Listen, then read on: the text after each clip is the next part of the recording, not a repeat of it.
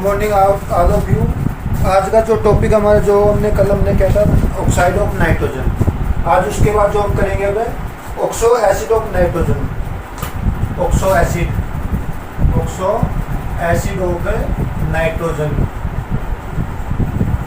Oxo acid का मतलब जो OH ग्रुप होगा और साथ में क्या होगा, एक N का डबल बॉन्ड होगा।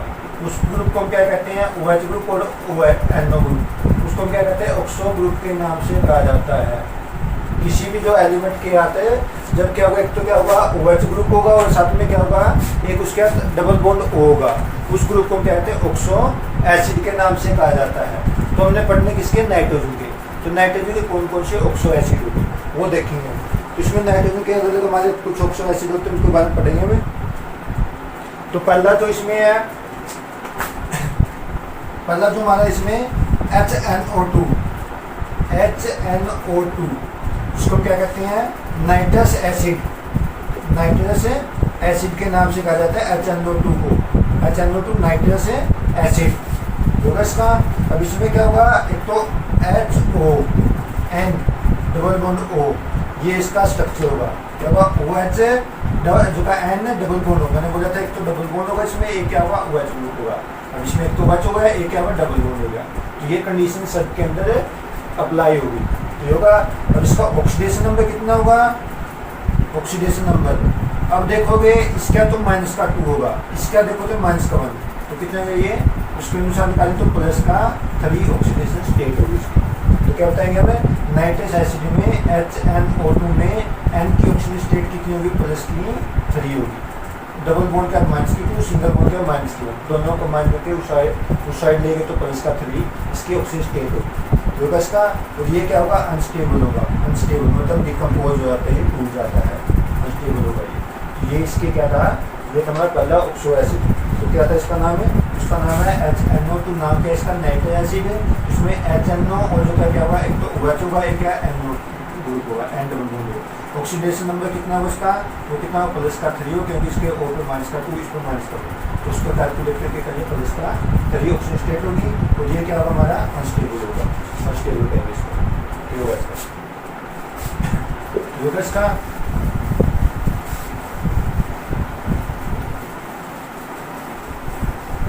सेकेंड इसमें जो सबसे ज़्यादा इम्पोर्टेंट हमारा, तो HNO3। ये सेकेंड इसका, इसको हम क्या कहते हैं, नाइट्रिक एसिड के नाम से कहा जाता है। Nitric acid. अब इसमें देखो तो इसी प्रकार N, एक तो क्या OH, एक क्या होगा डबल बॉन्ड O, और एक में क्या होगा सिंगल बॉन्ड, इस प्रकार होगा ये वैसा। अब इसमें देखें तो क्या होगा नाइट्रिक एसिड, एक तो OH होगा, एक डबल बॉन्ड, और एक क्या होगा इसमें सिंगल बॉन्ड क्या होगा। अब इसके अंदर लेंगे तो इसका क्या -1, -2, तो कितना है इसका, +5 ऑक्सीजन स्टेट होगी। तो क्या होगी इसकी ऑक्सीजन स्टेट है, -5 होगी ऑक्सीडेशन स्टेट। वो क्या होगी, +5 होगी। और ये क्या होगा, स्टेबल होगा। ये क्या होगा, स्टेबल होगा। तो क्या बताएंगे हम, फार्मूला क्या है, HNO3 है, जो क्या होगा नाइट्रिक एसिड है। इसमें क्या होगा, स्ट्रक्चर का OH है, एक डबल बॉन्ड और साथ में क्या होगा O, इसके आते हैं कोऑर्डिनेट बॉन्ड है। अब इसकी ऑक्सीजन स्टेट क्या होगी, +5 होगी। और जो क्या ये क्या होगा, स्टेबल है। जो क्या इसका क्या होगा, स्टेबल होगा इसका। जो होगा इसका। अगला जो है, जो है थर्ड इसका H2N2O4। H2N2O4, इसको क्या है, हाइपोनाइट्रस एसिड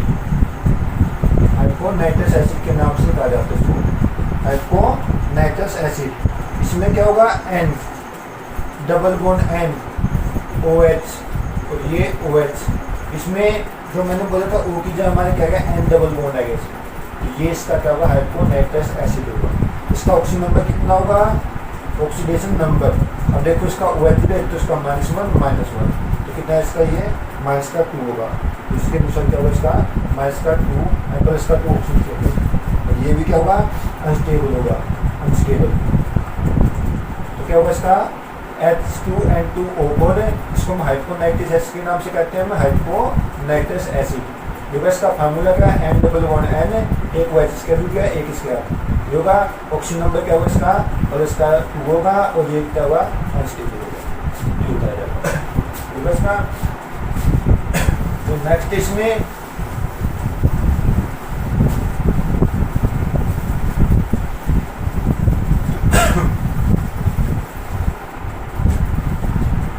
नेक्स्ट इसमें HNO4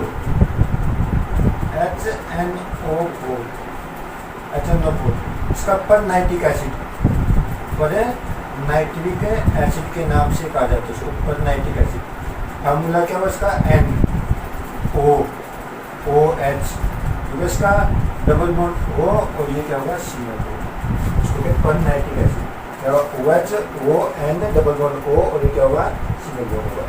ऑक्सीजन नंबर कितना है इसका, -1 -2 कितना है इसका, ऑक्सीडेशन नंबर कितना है इसका वो, और इसका 5 आ जाएगा।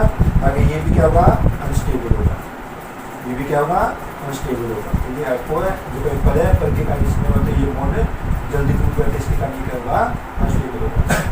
क्या है HNO4 जिसका नाम है क्या पर नाइट्रिक एसिड है, formula OH N double bond O, और ये क्या कोई ऑक्सीजन नंबर कितना -1 -2 प्लस का 5, और ये क्या होगा अनस्टेबल होगा। तो इसका तो ये थे इसके मने कुछ इसके क्या थे तो क्या है ऑक्सो एसिड ऑफ नाइट्रोजन। अब जो हम करेंगे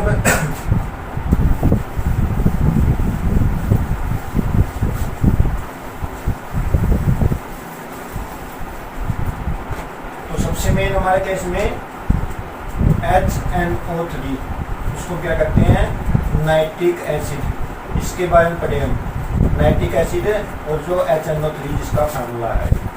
अब क्या होगा इसको बनाते कैसे, सबसे पहले प्रिपरेशन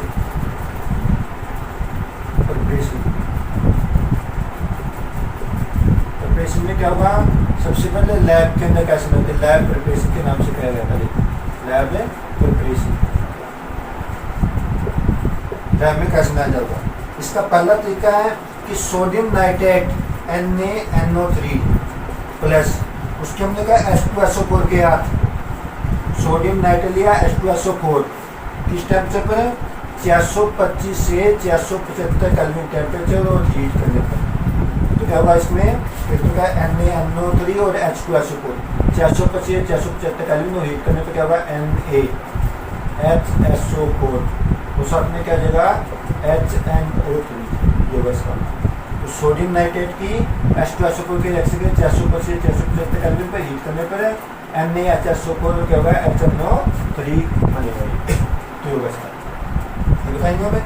तो क्या होगा सोडियम नाइट्रेट की H2SO4 की सल्फ्यूरिक एसिड में 425 से 475 केल्विन टेम्परेचर हीट करने पर तो क्या होगा सोडियम हाइड्रोजन सल्फेट और जो का HNO3 हमारे क्या होगा HNO3 हमें प्राप्त होगा। तो पहला तरीका ये था, इसके द्वारा हमने लिए इसमें तो इसको लैब के अंदर हमने जो का इसके द्वारा सोडियम नाइट्रेट और जो का पोटेशियम नाइट्रेट लेते हैं उसके हम किससे रिएक्शन करते हैं, H2SO4 से 423 से 475 केल्विन के बीच में हीट करने पर हमें नाइट्रिक एसिड हमें प्राप्त होगा।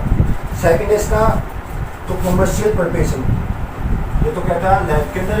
अब जो दूसरा कमर्शियल प्रिपरेशन, तो कमर्शियल होता है जो लार्ज स्केल में कैसे इसको तैयार किया जाता है।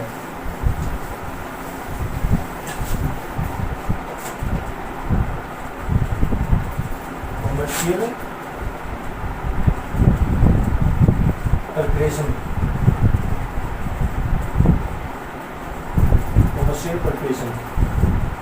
कमर्शियल प्रिपरेशन कैसे इसको बनाएंगे हम, तो हमने जो क्या करेंगे हमें इसके जो का कमर्शियल प्रिपरेशन को इसको 3 स्टेप में लिया जाता है।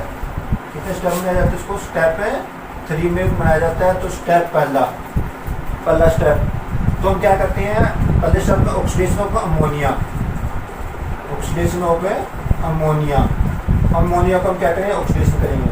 तो क्या होगा HN जो का NH3 प्लस O2, तो क्या होगा टेम्परेचर इसका क्या होगा 1200 केल्विन, जो कल भी बताया था मैंने 1200 केल्विन, और जो क्या होगा साथ में प्लेटिनम गेज के साथ, तो क्या बनेगा NO और साथ में क्या H2O, तो नाइट्रिक ऑक्साइड के अंदर कन्वर्ट होगा ये। तो क्या होगा जब अमोनिया के में ऑक्सीडेशन करेंगे 1200 केल्विन और जो प्लेटिनम गेज, तो किसके अंदर चेंज होगा ये नाइट्रिक एसिड हो जाएगा, क्या बनेगा वाटर बनेगा। तो सबसे पहले हमने क्या बनाया, इसको नाइट्रिक एसिड के अंदर कन्वर्ट किया। ये होगा इसका।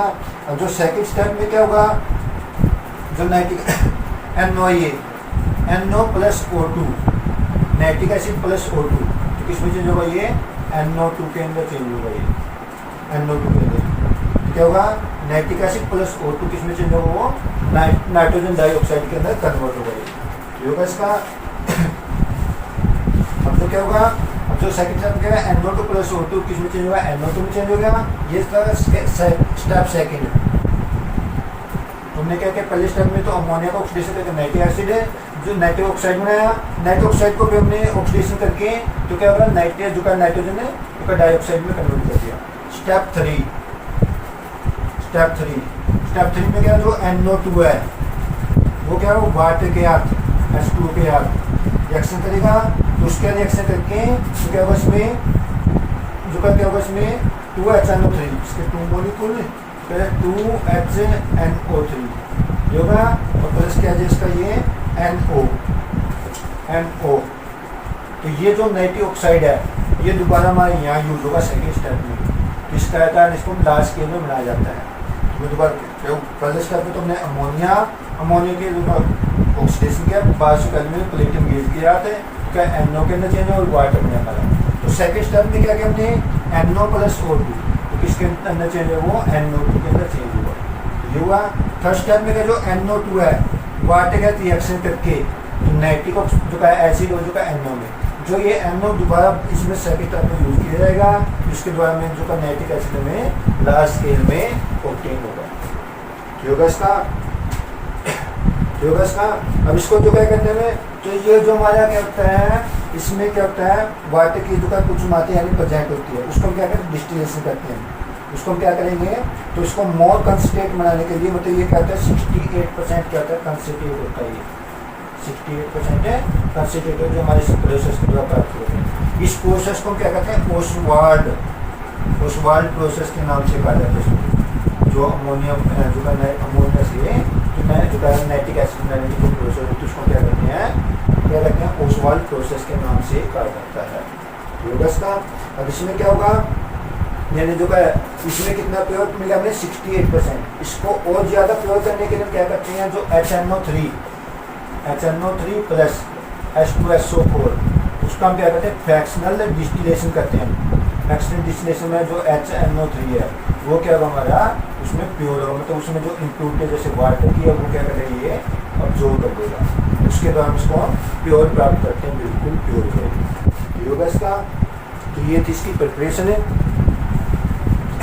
क्या थी इसमें, ये थी प्रिपरेशन में तो हमने क्या किया, तो पहला स्टेप तो क्या होता है, लैब के अंदर, लैब में हमने कैसे बनाया उसको, उसमें हमने लिया था जो का सोडियम नाइट्रेट की सल्फ्यूरिक एसिड के रिएक्शन कर दी, नाइट्रिक एसिड बनाया। और जो का लार्ज स्केल में इंडस्ट्री प्रिपरेशन कह सकते हैं, कमर्शियल स्केल प्रिपरेशन कह सकते हैं, उसको हमने क्या किया, अमोनिया के द्वारा नाइट्रिक एसिड के अंदर कन्वर्ट किया जाता है। तो वो कैसे, पहले हमने जो का NH3 प्लस O2 तो 1200 केल्विन जो टेम्परेचर प्लेटिंग गेज तो क्या होगा, NO और वाटर बनेगा, नाइट्रिक ऑक्साइड की पे हमने O2 का रिएक्शन करके NO2 में कन्वर्ट हुआ। NO2 को हमने वाटर का डाल के क्या किया, HNO3 के अंदर कन्वर्ट किया। ये 68% होगा। उसको क्या करते हैं, ज़्यादा प्योर करने के लिए क्या है, H2SO4 क्या फ्रैक्शनल डिस्टिलेशन करते हैं। फ्रैक्शनल डिस्टिलेशन में जो हमारा ये प्राप्त होगा वो क्या होगा, हमारा लगभग 99 के आसपास प्योर होगा। तो ये चीज़ की प्रिपरेशन। तो पढ़ेंगे इसकी property.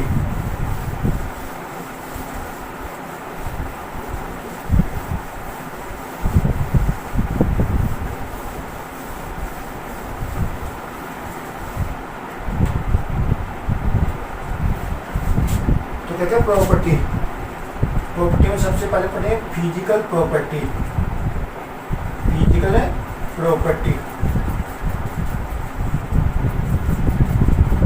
Physical property of nitric acid, उसकी क्या क्या फिजिकल प्रॉपर्टी है।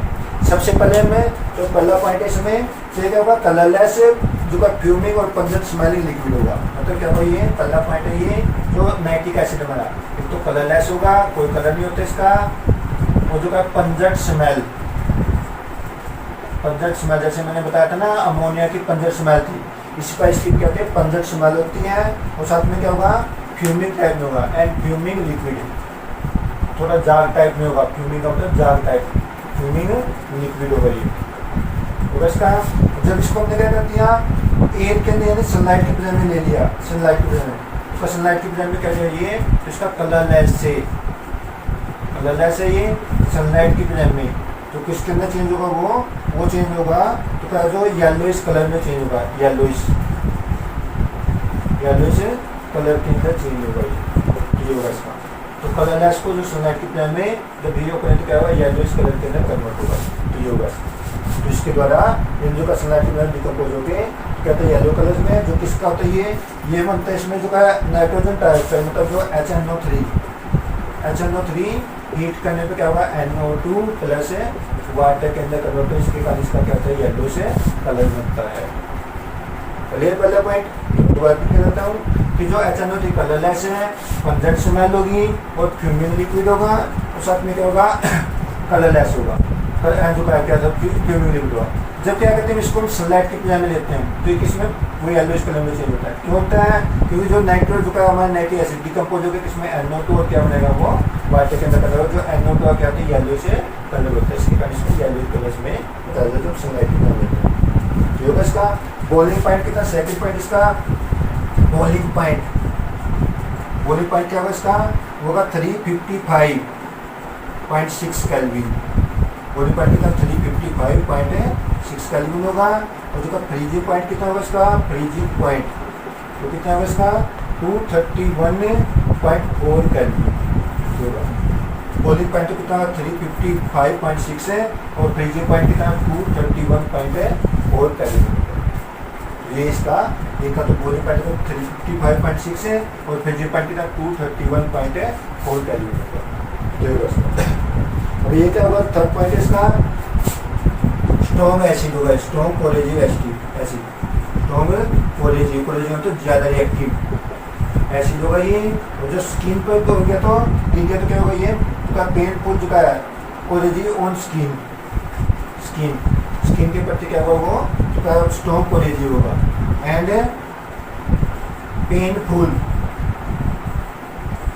क्या हो जाएंगे बलिस्टर है तो का बन जाएगा इसको फोरम, बलिस्टर फोरम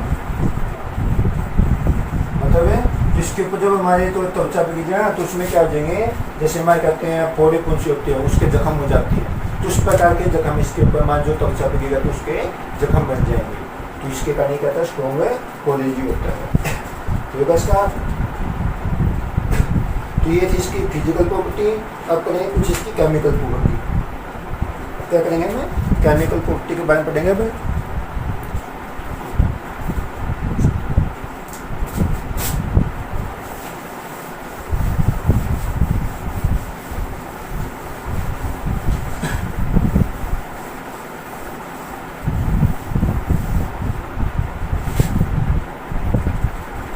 तो केमिकल प्रॉपर्टी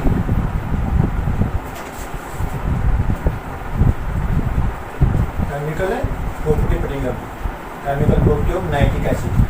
तो पहला पॉइंट ऑफ व्यू में लिया था आपका डिकम्पोजिशन, जो भी इसमें पीछे बताया था पहले पॉइंट में फिजिकल प्रॉपर्टी में डिकम्पोजिशन। जब इसको क्या करेंगे हम हीट करेंगे हम यानी जो है सनलाइट के में रख देंगे हम, तो किसमें डिकम्पोज होगा ये NO2 प्लस वाटर और साथ में O2 भी मिलेगा। O2 मैंने उसमें नहीं बताया था क्योंकि मैंने केवल उसके बारे में बताया था नाइट्रिक एसिड जो का नाइट्रोजन डाइऑक्साइड क्या करें येलो कलर जाता। तो उसमें क्या होगा जब क्या करेंगे HNO3 को हीट करेंगे सनलाइट को हीट करेंगे सीधा हीट करेंगे NO2 वाटर क्या बनेगा हमारा वो O2 के अंदर चेंज होगा। तो ये होगा इसका डिकम्पोज मतलब वो स्टेबल होता है डिकम्पोज होता है हीट करने पर। तो होगा इसका।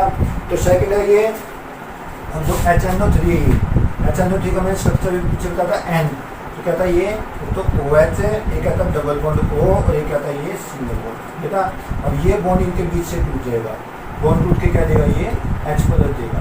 H+ देने के कारण क्या बताते हैं इसको हमें एसिडिक नेचर में बताया जाता है। क्या हुआ ये तो क्या किसमें होगा वो एसिडिक नेचर में होगा। तो यानी H+ देता है, H+ देने के कारण क्या हुआ ये तो क्या हुआ एसिडिक नेचर में होगा। इसको हम कैसे बताएंगे हमें जो जितने बार जैसे बेस है बेस के रिएक्शन करके ये क्या करेगा अलग अलग रिएक्शन देगा वो बताएंगे। तो डिकम्पोजिशन का सेकंड पॉइंट बताया हमने एसिडिक कैरेक्टर, एसिडिक कैरेक्टर